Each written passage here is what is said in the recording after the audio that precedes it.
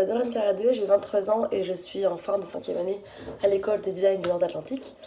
Donc mon parcours, donc j'ai fait un bachelor de design de activité pendant 3 ans à Nantes. Et ensuite, je suis partie faire un master à Montréal, donc dans la même école, qui avait ouvert un studio en fait ici à Montréal, et dans lequel c'était un master basé sur le design et l'entrepreneuriat. C'était sur un système un peu comme une alternance, puisqu'on faisait une semaine de cours, et l'autre semaine, on était intégré dans différentes startups dans l'incubateur à Le Santec, dans lesquelles on les aidait à développer leurs produits, et du coup, on intégrait notre démarche de designer dans leur conception du service. Alors moi aujourd'hui je vais vous parler de mon projet Allo. Donc Allo c'est un service qui permet aux adultes qui bégayent de mieux accepter leur bégaiement au quotidien. Donc pourquoi j'ai créé Allo? Donc c'était pendant notre 5e année de master, donc cette année. Nous avons à choisir un sujet et ensuite à travailler pendant toute l'année sur ce sujet-là afin de répondre à une problématique. Et donc pour cela, je me suis rendue à différentes associations à Montréal. Donc par exemple à l'association ABC, dans laquelle j'ai parlé à plein de personnes qui bégayaient ou qui ne bégayaient pas, qui étaient juste intéressées par ce sujet-là. J'ai aussi parlé à 2 orthophonistes et ensuite beaucoup de recherches sur le web, beaucoup de lectures et aussi beaucoup de chats sur les groupes Facebook dans lesquels c'était vraiment facile de parler aux personnes, de cibler surtout les personnes et de vraiment souligner quels étaient les problèmes majeurs du bégaiement aujourd'hui. Et donc pour cela, je me suis rendu compte qu'en fait, il y a beaucoup de solutions qui existent pour les enfants.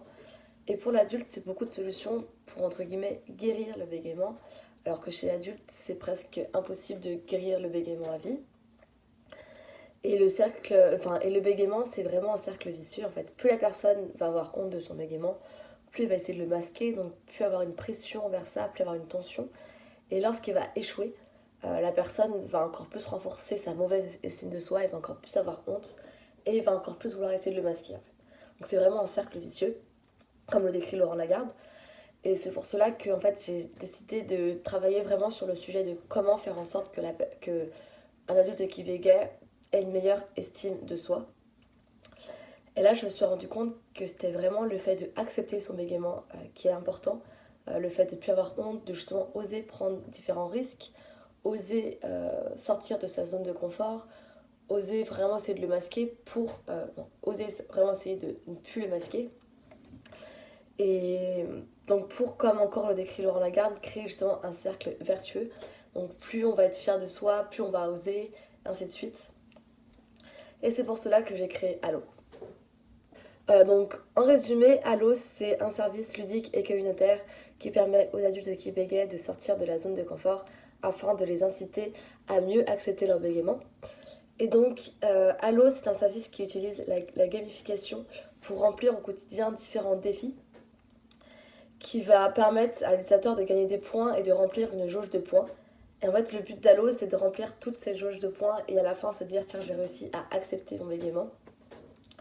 Donc, c'est à travers différents défis qui sont là au quotidien à faire. Donc, c'est des défis qui peuvent être de fluidité, mais c'est surtout des défis qui permettent d'inciter la personne à prendre des risques au quotidien. Donc, à parler de son bégaiement, à rencontrer d'autres personnes aussi qui sont bègues pour ne plus se sentir un peu seule. Donc par exemple, ça peut être un défi, Allo va dire un défi, par exemple, tiens, rends-toi à un meeting Allo.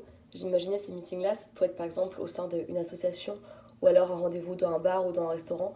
Donc ça va être renforcer toutes les personnes qui sont en lien avec le bégaiement pour justement se dire, tiens, je ne suis pas seule. Et ça permet aussi que la personne en parle parce qu'il y a beaucoup de personnes qui ont ça, mais qui n'en parlent pas, qui essayent de le cacher, qui gardent ça pour eux. Alors que le fait d'en parler, ça permet un peu de démystifier en fait le bégaiement. Mais ça peut être aussi différents jeux. Par exemple, j'imaginais un jeu où la personne devait lancer un défi, c'était soit donc de parler à soi-même, donc soit avec son propre regard ou soit avec une autre personne à travers l'application. Et le but en fait c'est soit de parler ou soit de lire un texte tout en gardant les yeux fixes sur son regard ou sur le regard de l'autre. Parce qu'en fait, le bégaiement, c'est aussi accompagné de différents symptômes physiques, par exemple le fait de fuir du regard ou de cligner des yeux. Donc le fait de parler en gardant son regard fixe, ça aide à un peu se dire, tiens, des fois j'ai des tics, etc. Mais c'est pas grave. L'important c'est de se concentrer sur ce que l'on dit et de se dire, je suis à l'aise avec ça, je bégaye, et alors? Donc c'est vraiment plein de petits défis comme ça à faire au quotidien. Par exemple, ça peut être de coller une affiche par exemple sur le bégaiement à son travail afin d'inciter les autres à parler du coup du bégaiement. Et donc ça va vraiment être le fait que la personne va se sentir vraiment à l'aise d'en parler, à l'aise de bégayer et à l'aise avec le bégaiement, qui va permettre qu'il va mieux accepter en fait le fait que la personne bégaye. Et donc c'est vraiment une application parce que communautaire, parce que par exemple il y a des défis qui sont, on les valide automatiquement, mais d'autres, il faut qu'on appelle l'aide à la communauté. Par exemple, si jamais mon défi c'est d'afficher un poster à mon travail, là je vais devoir prendre en photo le poster à mon travail, le mettre sur l'application et dire est-ce que le défi est validé ou non. Et c'est aux autres de dire oui, le défi est validé ou non, le défi n'est pas validé. Donc c'est vraiment pour impliquer tout le monde et aussi d'encourager. Par exemple, on peut commenter chaque défi des autres. Il faut dire c'est très bien comme ça, continue les efforts, etc. Donc vraiment impliquer tout le monde dans cette démarche-là. Et au fur et à mesure, on s'est rendu compte quand même, ça reste une application et qu'il y a beaucoup d'applications qui existent aujourd'hui, mais on les utilise un jour, 2 jours, une semaine, un mois, mais qu'à la fin, ça a tendance à rester un peu en stand-by, on les ouvre plus. Et d'avoir une notification, ça permet peut-être d'avoir des rappels, mais aujourd'hui, il y a quand même beaucoup de choses qui existent, on a quand même beaucoup de notifications. Et c'est pour cela que j'ai réfléchi à comment ancrer Halo dans une routine au quotidien. Et donc pour ça, avec l'aide d'un designer produit Sixtine, nous avons réfléchi à créer un objet. Donc j'ai voulu quelque chose de vraiment très intime pour que ce soit vraiment l'objet à la personne. Donc j'ai choisi un objet dans la chambre à coucher. Et donc nous avons créé un réveil qui permet d'afficher en fait la jauge de points à son réveil. La personne va se réveiller, va avoir un rappel, se dire tiens, il y a ma jauge de points, peut-être qu'aujourd'hui je fasse un défi. Et aussi d'avoir un message qui encourage la personne à sortir de sa zone de confort, donc un message positif donc dès le matin. Et pareil pour le soir, avoir un rappel lorsque la personne passe devant le réveil s'allume et indique la jauge de points. Et durant le reste de la journée, sinon c'est une horloge classique. Et donc pour résumer, Halo c'est vraiment un service qui permet aux adultes qui bégayent d'accepter leur bégaiement et non pas un service qui permet de guérir le bégaiement comme beaucoup existent. Et c'est un service qui encore aujourd'hui en termes de projet, c'est des maquettes, c'est de la 3D mais il n'y a pas eu de vrai développement dessus. C'est pour cela que je suis à la recherche de développeurs qui seraient intéressés par ce projet-là et aussi de quelqu'un qui m'aide à créer un peu le business model qu'il peut y avoir autour du projet. Moi, j'ai pensé à créer vraiment un écosystème, enfin créer un partenariat avec les différentes associations, avec les orthophonistes, ou alors avec des médecins qui sont intéressés par ce projet-là, et avoir un concept de retour, par exemple. On va créer un partenariat avec une association. En retour, nous, on va lui donner plus de visibilité à l'association, par exemple en créant un défi où la personne doit se rendre à l'association. Donc c'est vraiment créer un retour entre chaque acteur de ce projet-là. Voilà, merci.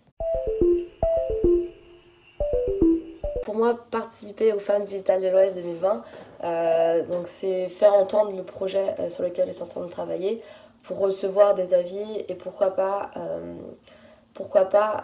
avoir des personnes qui sont intéressées sur mon projet, qui souhaiteraient se joindre au projet.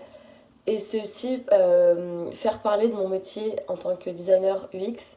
C'est un métier qui est pas très connu dans le domaine, dans la vie normale.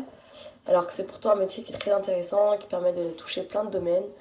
Et c'est un métier vraiment, vraiment intéressant, surtout quand il s'agit de problématiques un peu de santé, un peu de bien-être.